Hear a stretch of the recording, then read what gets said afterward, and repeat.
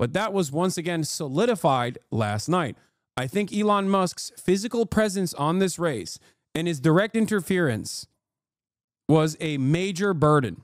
And it was very important for Elon Musk to actually win this race, because Elon Musk's time in the administration, as he uses the administrative state like a fleshlight, is predicated upon a couple things.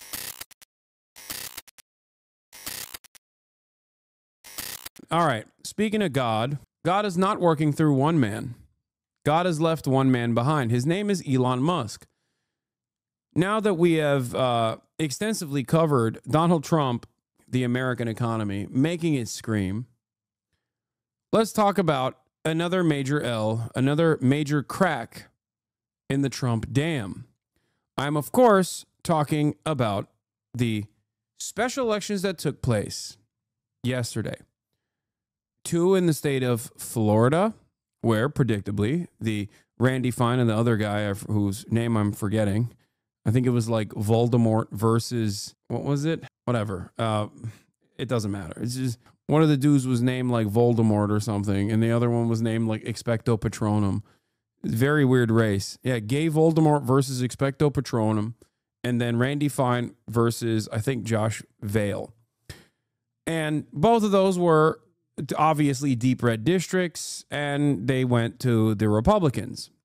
One was replacing Mike Walz's seat because he's too busy following gay porn accounts and also doing group chats with memes as he discusses classified information. Turns out Mike Waltz loves setting up Signal group chats. He is the group chat god. Anyway, he left his seat to become the national security advisor so he could do group chats with J.D. Vance and numerous other people where they discuss classified information about pummeling other countries into the ground with bombs. And now he will be replaced by another Republican. And the other is a guy who unfortunately didn't get the opportunity to make Signal group chats with members of the administration because maybe he likes giving money to teenagers a little too much on his Venmo accounts. And also is overall despised by the rest of the Republican caucus. I'm, of course, talking about Matt Gaetz. Matt Gaetz left his seat because he was supposed to be the Attorney General. And, of course, there was a very public battle by the Republicans as well as the Democrats to not let him have that moment in the spotlight. And for that reason, Matt Gaetz is no longer in office. And instead, another Republican has taken his place in the special elections. Now, if you look at the Florida special elections, the Democrats lost that they had lost to Trump by. So it does show momentum against Donald Trump and against the Republican Party in general, even in deep red states, in deep red districts. So that's interesting to take note of. Having said that, there was also another special elections that took place in Wisconsin for the judicial race, the Supreme Court of the state of Wisconsin was about to either continue being a liberal Supreme Court with four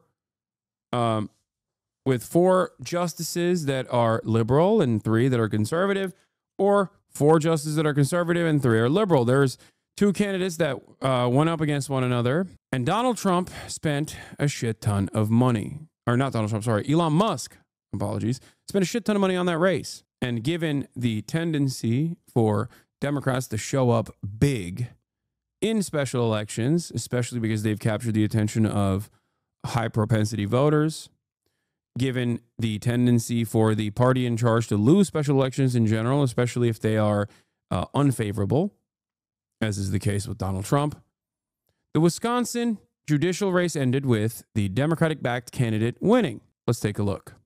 Turning now to some very rare good news for Democrats. A clear victory for their candidate, Susan Crawford, for a crucial seat on Wisconsin's Supreme Court. She beat out a Republican, President Trump, and the election was also seen as a test of political power, the power of billionaire Elon Musk, who spent millions on the race. Ed O'Keefe has been following it all for us. Ed, they said it was Elon's money versus liberal anger, and I guess the anger won. Good morning. Yeah, anger beat cash this time. Good morning, Tony. This was viewed as one of the first major political tests for President Trump and his coalition since he took office. Elon Musk and his America PAC poured more than $20 million into the race, and he made a high-profile visit to Wisconsin, rallying support for conservative judicial candidate Brad Schimmel, and as you see there, personally handed out million-dollar checks to 2 voters.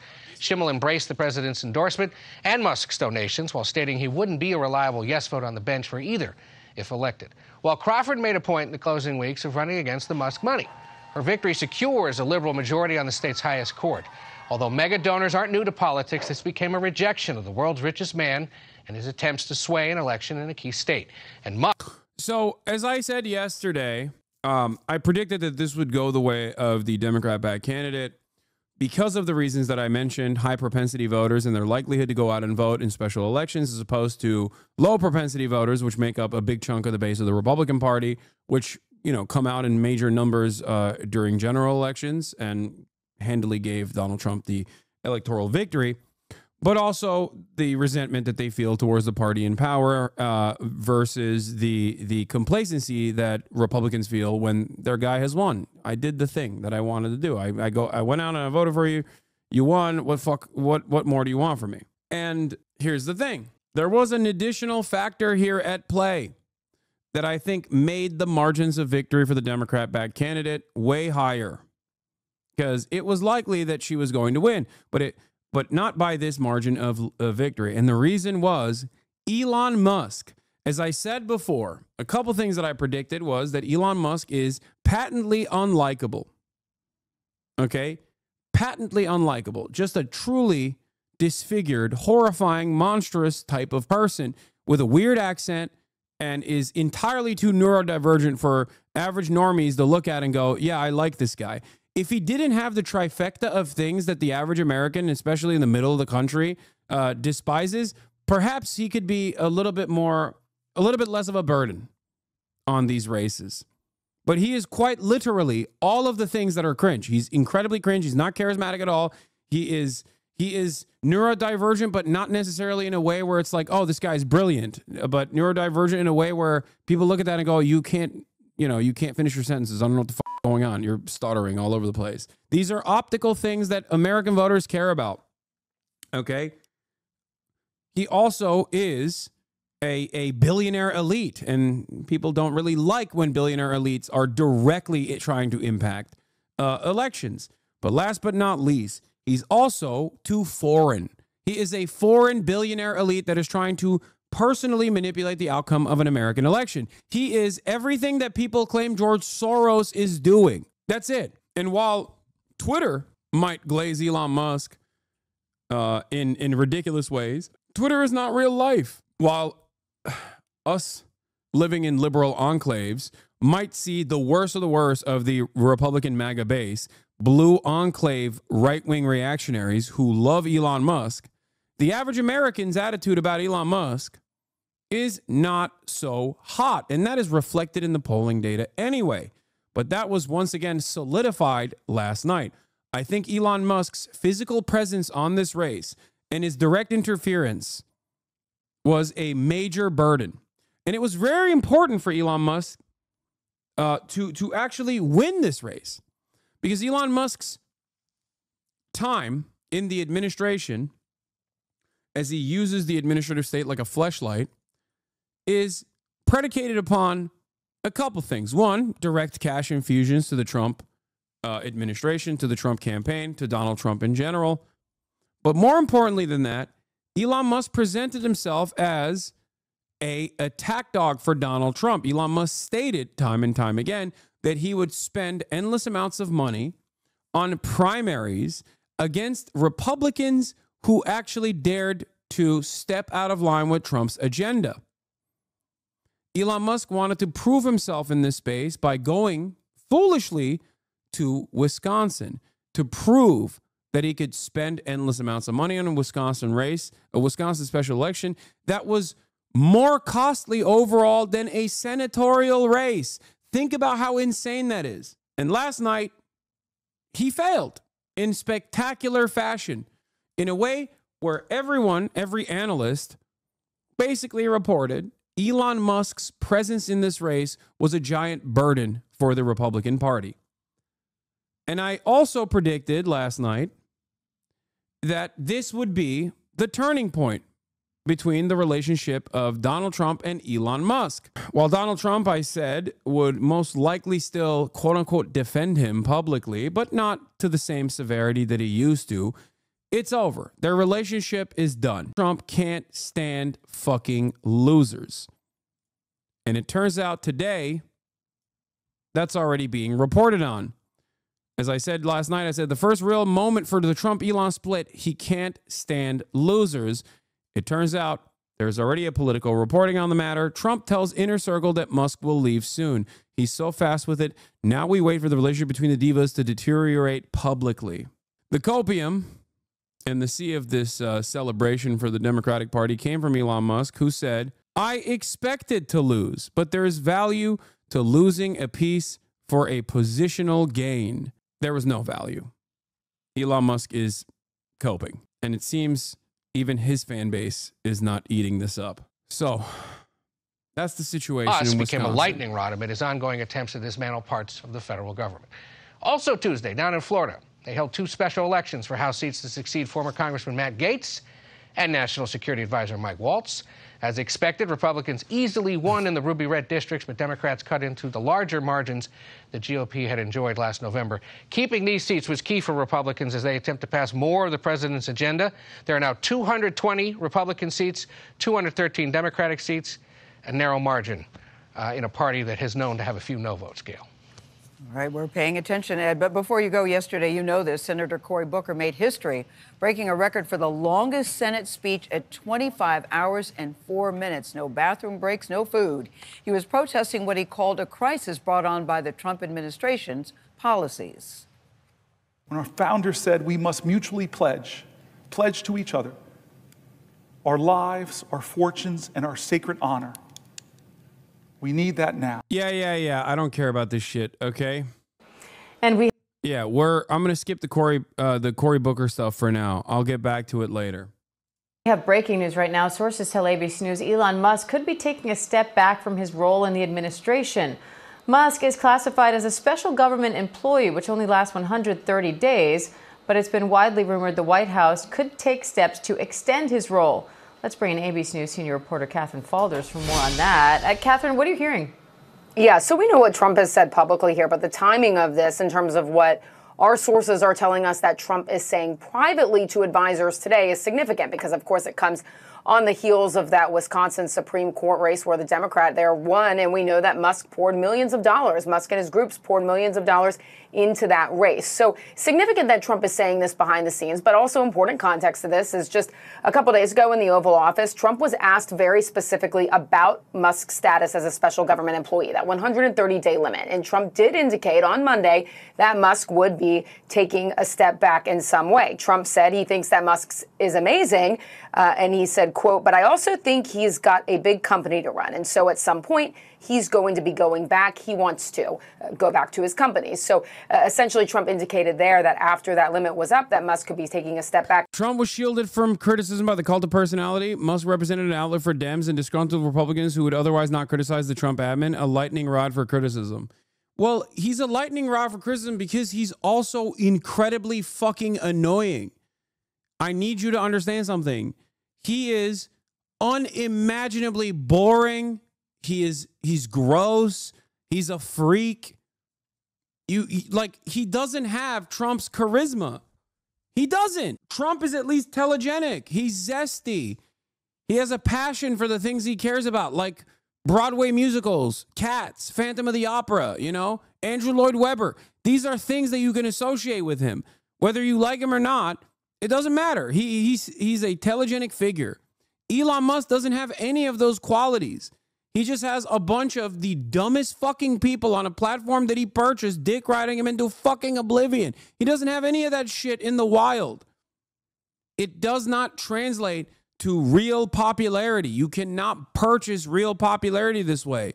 That's why a lot of these autistic billionaires hide in the fucking shadows instead of constantly trying to narcissistically make themselves the forefront of these companies, okay? That's it. Because otherwise, they're going to be in broad daylight going, I'm becoming USA. And everyone's going to be like, what the fuck? This is the guy? This is the richest guy on the planet? What is going on?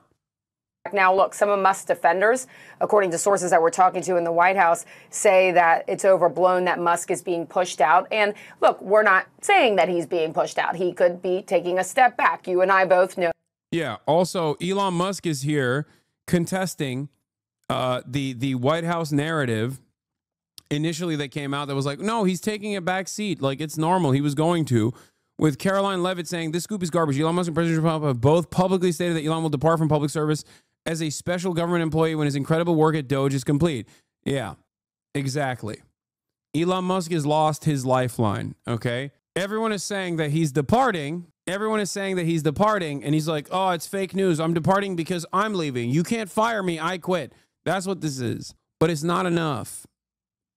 It's not enough. We need more, okay? We need more.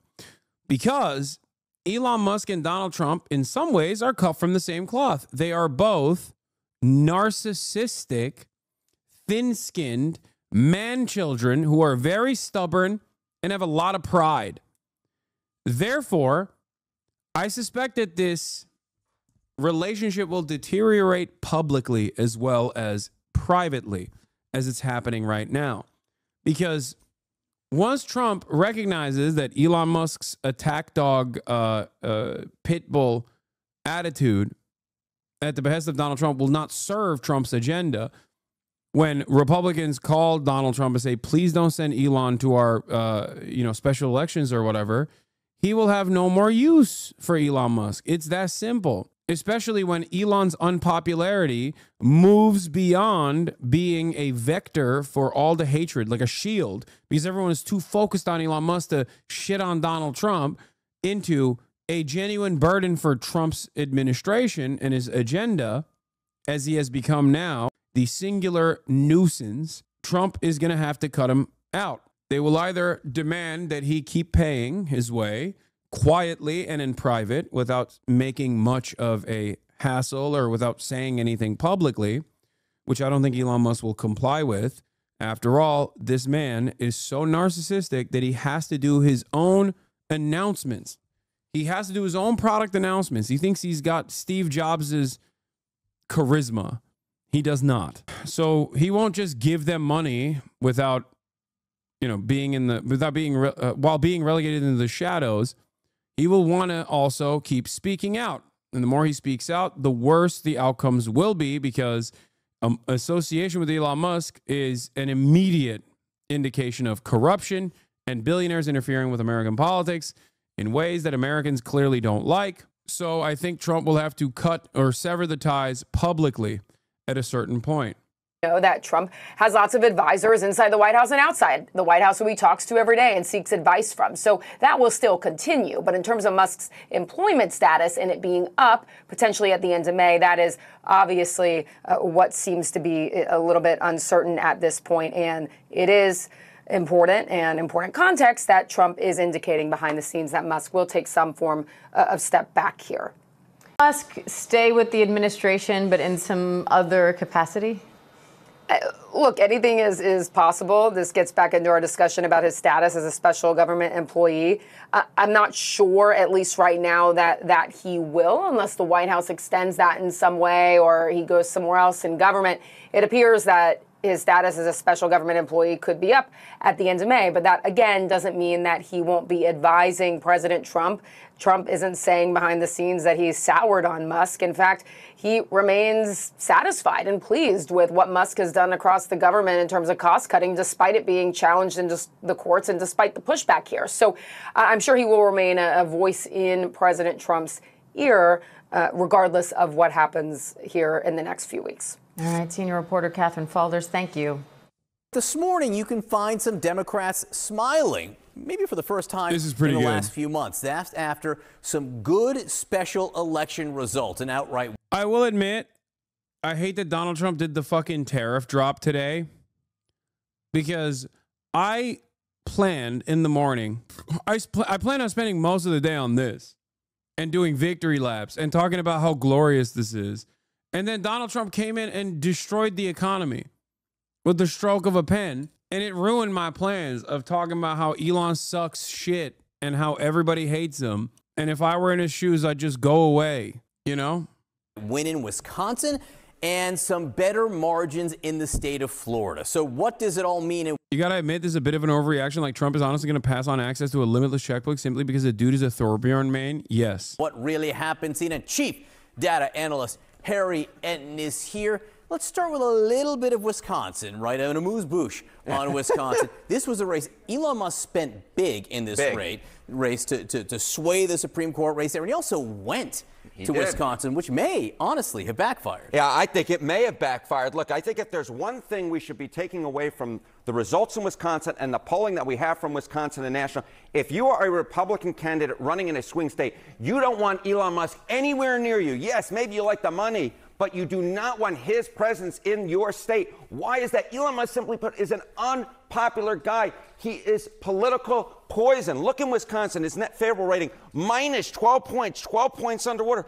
That is an even worse number when you look nationally. Look at that. It's minus 17 points. So if there's one big lesson to take away from Wisconsin is Elon Musk does not help Republicans when he shows up. If anything, the data suggests that he hurts them. Republicans, stay clear. Like, look at this. Look at this stance. You're getting clowned on by a dude whose legs are buckling at the mere thought of destroying you with words. And he's right. He got the fucking hentai legs, dude. He's got the ooh-woo kawaii legs up in here. He's looking like me trying to do a Japanese dance. He's got the vibe in, bro. Chill. No, dude. Elon Musk catching a fade from a dude whose knees are buckling in the process is amazing.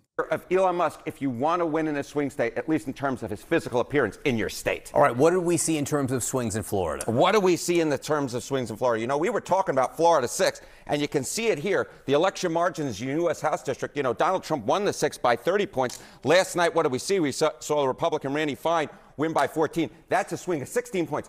But that's not anywhere near the swing we saw in Florida 1. Look at that. Donald Trump won it by 37 points. The Republican won last night, but only by 15. That's a 22-point swing. We're talking about an average 19-point swing from the baseline back in 2024 in just a matter of 4 or 5 months. These are massive shifts. These are massive shifts to the left. Democrats really have to like this, even if the Republicans added to their majority in terms of what this potentially means down the road.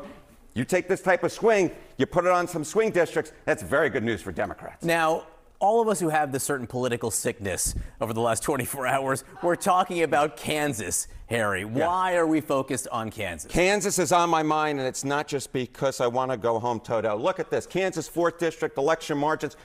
If you go back in time to 2017, what did we see? You know, you remember back in 2016, Donald Trump won the 4th District by 27 points. And then all of a sudden, this ruby red district, Ron Estes won in April of 2017, but just by 6. Ergo, a 21-point swing. Very similar to that average 19-point swing we saw in those deep red districts last night in Florida. And then you say, okay, this tells us something about the political environment going into 2018, where Republicans, of course, lost. And, of course, generally speaking, we look back, special elections and midterm results. If a party outperforms in a special election since 2005, 5 out of 5 times they won and win the U.S. House. Perhaps last night in Florida is a sign of things to come. And again, it's an explanation of why Elise Stefanik is not going to be the ambassador to the United Nations. All right, Harriet, thank you very much. Okay. Thank you, guys. Joining us right now to talk more about this is Democratic Congressman from Wisconsin, Mark Pocan. Congressman, thank you for coming in.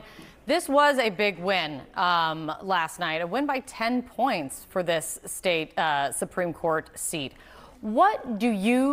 The worst thing about this is that the Dems will just say, yeah, we don't need to do shit and just win. I mean, I feel like they didn't need any proof to do that anyway, because when their approval ratings are plummeting, they're still saying, we don't have to do anything. So I'm going to be very honest with you. I don't think they need any sort of evidence that their incompetence is actually helping them fail upwards. They just would have done what they were going to do, which is nothing regardless. Who take as the biggest lesson or takeaway from last night? And for the record, their approval ratings show that they are still very much out of favor. People do not fuck with them. Trust. Oh, thanks for having me. I mean, clearly, this not only was a 10-point win in a purple state, but the turnout was so high. It was people coming out to say what Elon Musk and Donald Trump are doing is not supported. People don't want their health care and long-term care cut. They don't want education cut. They don't want food assistance cut, all so that Elon Musk and Donald Trump can get a tax cut. This was a very... Yeah, there's another not so great morning for Elon Musk. Tesla Q1 deliveries worse than expected. Wait for tariffs, one widely anticipated number for that. We'll turn to Phil LeBeau. Hey, Phil. May even get tired. Hey, Carl, we knew these would not be good-looking numbers, and they are. Bro, this is literally what I was looking for in terms of memes. This is what I was demanding. Of winning, and you'll say, please, please, it's too much winning. We can't take it anymore. Mr. President, it's too much. And I'll say, no, it isn't. We have to keep winning. We have to win more. We're going to win more.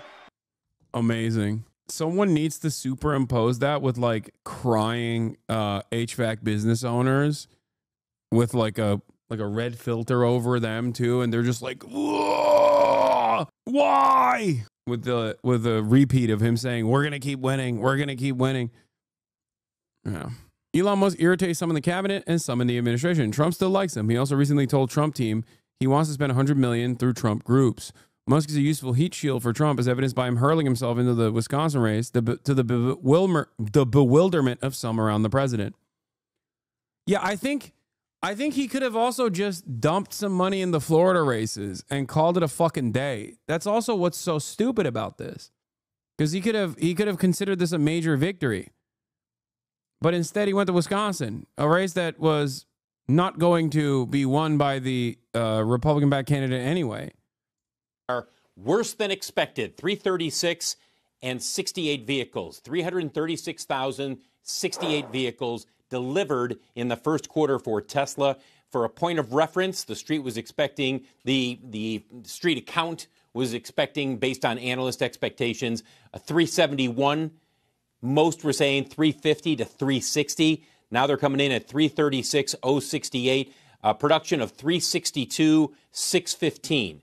So for some point of reference here, you're going back to Q2, maybe Q1 of 2022 in terms of the last time that they had production this or deliveries this low for one quarter. So again, Tesla deliveries worse than expected at just over 336,000 deliveries in the first quarter. Guys, I'll send it back to you. That's horrible. Can I just ask Phil, how about the Cybertruck? How's that doing? You got a little inventory there in the Cybertruck? Well, you want to know something, Jim? I saw a video over the weekend of Cybertrucks that were parked waiting in a lot in Paramus, New Jersey. Now, does that mean that they've been sold and they're waiting for delivery? There were a lot of them. When I saw the video that was sent to me by my producer, I said, holy mackerel.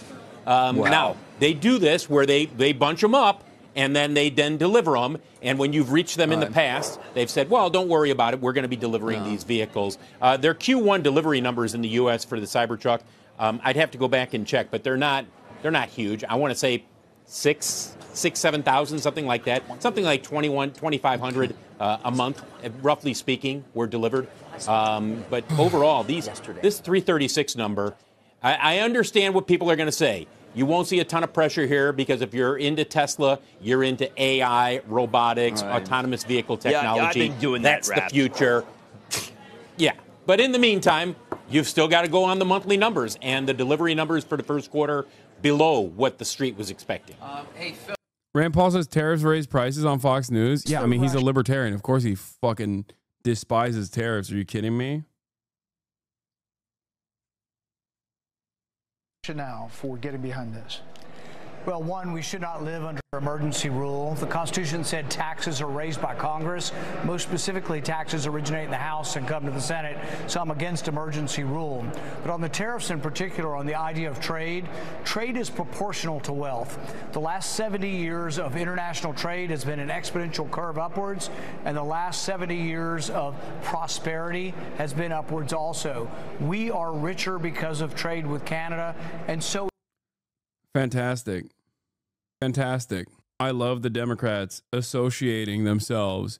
Like, the Democrats criticizing Trump's insane tariffs is one thing.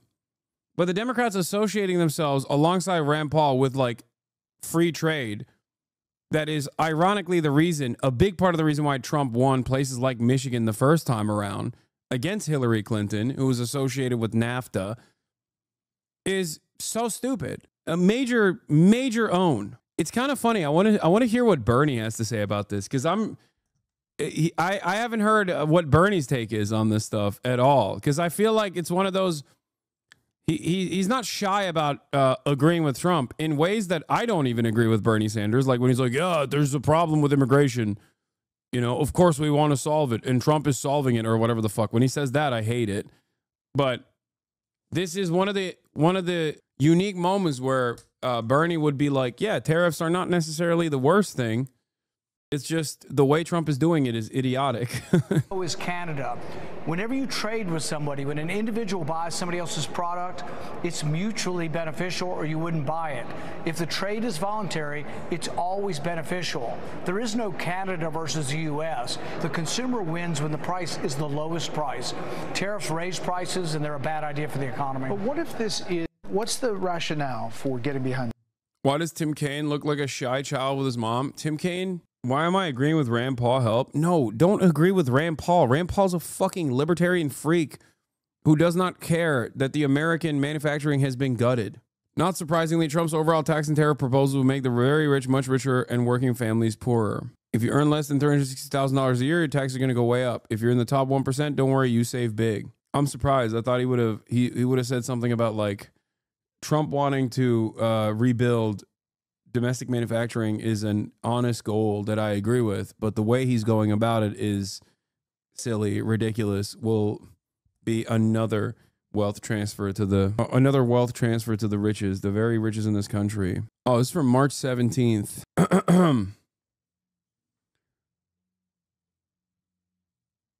TrueAnon podcast. Yeah, I know that their latest episode, first entry. We travel north, south, east, and west to try to figure out why Donald Trump wants to take Greenland, Canada, and the Panama Canal. What are choke points? What happened to the Zonians?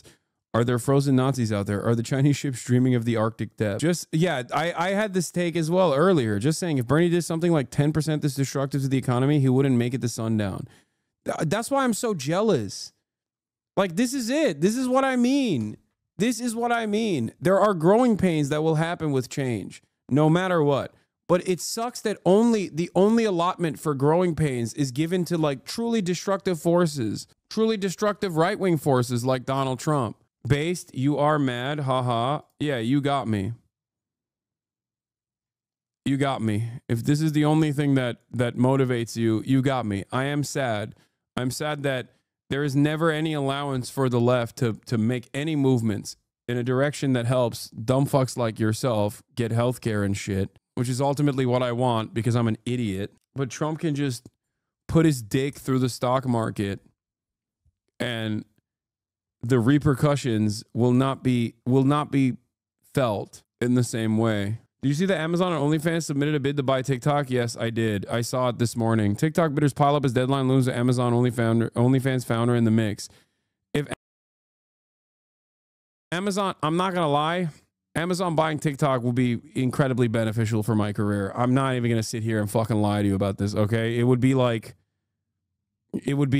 incredible. Unless they ban me in the process, in which case it would not be incredible. But like Amazon with Twitch integration, because Twitch is Amazon's media wing, right? If they were to integrate with Twitch and Twitch Talk, holy moly, that would be crazy. Have you been talking to the boss man behind the scenes? Yeah, dude, the boss man. The less the boss man knows I exist, the better, okay? I think it's pretty good. No, with tariffs like these, TikTok's going to be able to buy America soon instead. Yeah. But yeah, TikTok store being directly merged with Amazon would be massively beneficial for Amazon in general. But I'm telling you, what if they shutter Twitch? I don't think they would shutter Twitch. I think it's a complementary platform. Bro, he knows about Elon has been posting about you. Yeah, well, that's fine. Remember where you came from. What does that mean? I don't think TikTok is going to sell regardless, but Bill, is BYD now officially the largest maker of EVs in the world too? Or I know because they do hybrids, but they're delivering more overall. Yeah, they were nipping at Tesla's heels last year. I think they did 7.6 million. Or I'm sorry, 1.76 million, and Toyota or Tesla, excuse me, did 1.79. I mean, they were real close last year. So now you're looking at them based on just what I'm seeing out of China. I wouldn't be surprised if they've surpassed them. But again, you bring up a great point, David. I hear this all the time from people. They say, "Did you see the BYD delivery numbers?" Just got here. Let me guess. Did Trump walk back on tariffs? No, he did not. He actually walked forward on the tariffs in ways that even the market did not predict. He sprinted in the direction of tariffs and increased the tariffs that he previously said he was going to implement. A huge chunk of those delivery numbers are hybrids. They're not pure electric vehicles, so you're comparing apples and oranges there. Right. Meantime, Phil, some of the numbers out of European countries, France down 37, Sweden down 68, Finland down 39. Are we expecting any kind of snapback in April or May? Well, you will hear people over in Europe say the new Model Y, the Juniper, could be a difference maker. But that's been in that market now for more than a month. And you would think that you'd see a greater snapback if it's going to be a difference maker. Look, we could be wrong. It could be a difference maker once you get the sales for April, May, and June. But when you have a country like Norway, I think the sales were down something like 11% there. I mean, that's a very savvy EV consumer in Norway. And that's long been a strength for Tesla. Very small market, not huge volume, but I think almost all of the vehicles they sell there are electric. And they embraced Tesla long before others. And, you know, the reports there are not encouraging. Right. Yeah, market share in the EU for Tesla in pre-COVID was in the 30% range, and it's fallen to de minimis. One last note, Carl. One last note. We crunched some numbers. Q1, it looks like Tesla's market share is going to come in at about 43% for the U.S. EV market. 43% is what we're looking at, and I think that they were at 49% for all of last year. Wow. So it continues to erode here in the U.S. Thank you, Phil. Phil LeBeau will turn to you, I'm sure, later on. I just bought this 20.